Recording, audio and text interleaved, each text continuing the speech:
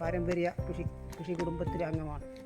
ഇപ്പോൾ 8-9 വർഷത്തോളമായി KVK ആയിട്ട് ബന്ധപ്പെട്ട് ശാസ്ത്രീയമായ രീതിയിൽ കൃഷി നടത്താനുള്ള താല്പര്യം വരികയും അതിന് KVKയിലെ ഉദ്യോഗസ്ഥന്മാരുടെ എല്ലാ സഹകരണവും ഉണ്ടാവുകയും അതിനുശേഷം ഞാൻ കൃഷി വളരെ വ്യാപകമായിട്ട് എടുത്ത് നേന്ത്രവാഴ, കവുങ്ങ്, തെങ്ങ്, മരച്ചീനി, മറ്റ് ഇടവിള കൃഷികളെല്ലാം തന്നെ നടത്തി തുടങ്ങി.